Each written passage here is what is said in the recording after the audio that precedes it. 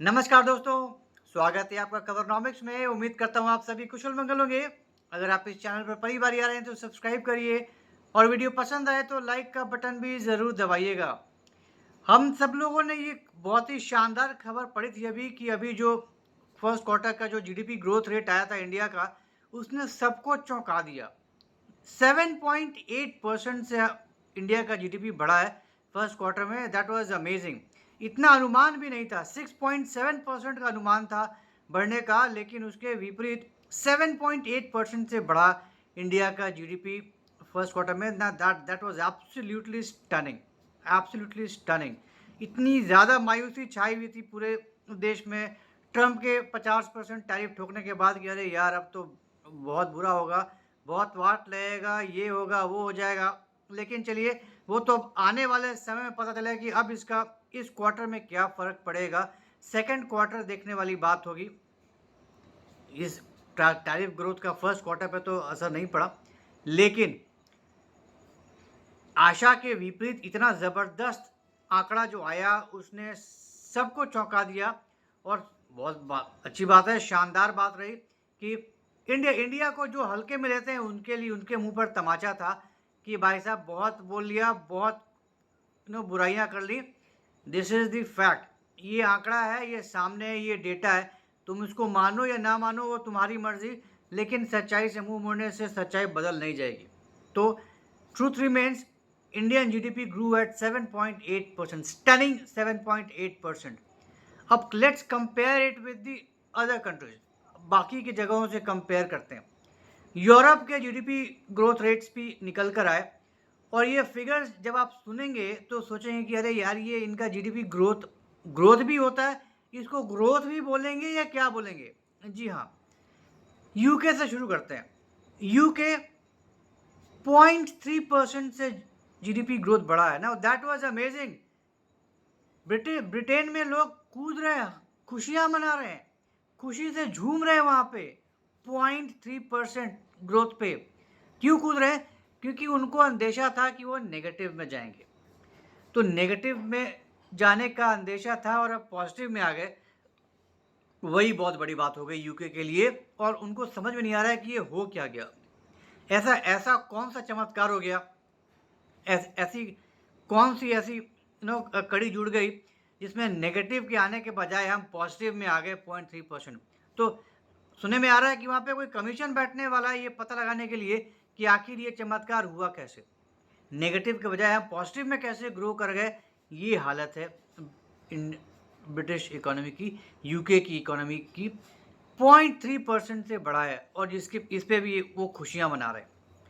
Germany, Europe का सबसे बड़ा इकोनॉमी, सबसे बड़ी अर्थव्यवस्था पूरे यूरोप की, और वर्ल्ड की थर्ड लार्जेस्ट इकोनॉमी। जर्मनी की का जो जीडीपी ग्रोथ था वो -0.3% रहा है फर्स्ट क्वार्टर में, नेगेटिव। अब दुनिया की तीसरी सबसे बड़ी अर्थव्यवस्था की हालत ये है कि वो नेगेटिव ग्रोथ दिखा रहा है। -0.3% से का जीडीपी ग्रोथ रेट आया, which is really really bad, which is really really scary. अब जो कयास लगाए जा रहे थे कि इंडिया जिस तरीके से आगे बढ़ रहा है, इंडियन इकोनॉमी जिस तरीके से आगे प्रोग्रेस कर रही है, अब हम फोर्थ इकोनॉमी बन गए, फोर्थ लार्जेस्ट इकोनॉमी। और शुरू में यही अंदेशा लगाया जा था कि by 2030 India will surpass Germany to be the third largest economy. लेकिन अब जिस रफ्तार से हम बढ़ रहे हैं और जिस रफ्तार से जर्मनी पीछे जा रहा है, अब तो मतलब वो तो पीछे जा रहा है भाई, बढ़ कहाँ रहा है। वो तो इकोनॉमी नेगेटिव ग्रोथ हो रहा है, तो वो तो पीछे जा रहा है। तो अगर यही हाल रहा आने वाले सालों में, तो उम्मीद यही जताई जा रही है कि अगले 1 से 1.5 साल, 2030 नहीं, अगले 1 से 1.5 साल में ही हम 2027 में ही, या 2027 के ख़त्म होते होते में थर्ड लार्जेस्ट इकोनॉमी बन जाएगा India, which will be really really really a huge huge huge success story, right. तो अब जाहिर सी बात है, एक तरफ एक इकोनॉमी रॉकेट की तरफ तरफ बढ़ रहा है और दूसरी तरफ एक इकोनॉमी श्रिंक कर रहा है, नेगेटिव में जा रहा है। तो यही अंदाज़ा लगाया जा सकता है। तो जस्ट इमेजिन, एक इकोनॉमी जो कि पहले फोर्थ थी, जिसको हटाकर इंडिया फोर्थ बना था, यूके की इकोनॉमी, वो 0.3% से बढ़ रही है थर्ड लार्जेस्ट इकोनॉमी नेगेटिव जा रहा है -0.3%। France, another like kind of financial capital जिसे समझा जाता था, वो 1.3% से बढ़ा है। तो अब ये हालत है ऐसे बड़े बड़े बड़ी इकोनॉमीज की, world so called richest no developed nations की, वर्ल्ड की सबसे डेवलप्ड नेशंस की ये इकोनॉमी है, ये इकोनॉमिक ग्रोथ है इन बड़ी बड़ी इकोनॉमीज की, सो कॉल्ड दुनिया के जो सबसे सरताज देशों में से हैं, ये सब धाक चलती है इन देशों की। तो इनकी इकोनॉमीज की ये हालत है आज के डेट में। और आप इंडिया पे आप उंगली उठाते हैं कि क्या देश है, क्या कर लेगा, क्या उखाड़ लेगा, क्या ग्रोथ दिखा देगा। करेक्ट, अरे इतनी गरीबी है, इतना भुखमंगी है, हम बढ़ रहे हैं भाई साहब। और ये किसी को और ये लोगों को हजम नहीं हो रहा है। डोनाल्ड ट्रंप को तो खास करके हजम नहीं हो रहा है। अमेरिकन इकोनॉमी की भी हालत बहुत ज़्यादा खराब है, बहुत ज़्यादा खराब है। ऐसे कई अमेरिकन स्टेट्स हैं जिनकी हालत हद से ज़्यादा खराब है, हद से ज़्यादा खराब है। इकोनॉमिकली, फाइनेंशियली बिल्कुल बाट लग गया है उन स्टेट्स का। इसके ऊपर भी मैं एक अलग से वीडियो बनाऊंगा। तो उनकी ऐसी हालत हो रखी है कि लगता है कि पता नहीं ये स्टेट्स सर्वाइव भी कर पाएंगे कि नहीं कर पाएंगे। तो इतनी ज़्यादा बुरी हालत है, इकोनॉमी उनकी बिल्कुल डूब गई है, गटर में चली गई है। उनका जो टूरिज्म है बिल्कुल ख़त्म हो गया या ख़त्म होने के एक कगार पे, श्रिंक हो रहा है, अनएम्प्लॉयमेंट बढ़ रहा है वहाँ पे, महंगाई बढ़ रही है, इन्फ्लेशन बढ़ रहा है, मतलब कुछ भी पॉजिटिव निकल कर नहीं आ रहा है। तो सो कॉल्ड 1 से 1.5% से शायद बढ़ा था लास्ट टाइम अमेरिकन इकोनॉमी, वही बहुत बड़ी बात हो गई थी। अब आगे क्या होगा पता नहीं, देखने वाली बात होगी। तो एक तरफ जहाँ पे वर्ल्ड इकोनॉमीज की ये बुरी हालत है, गटर में है, नेगेटिव हो रहा है या 0.3 -1.3 1.2 1.5 है, वहाँ इंडियन इकोनॉमी 7.8%, ऑलमोस्ट 8% के रेट से बढ़ रही है इंडियन इकोनॉमी।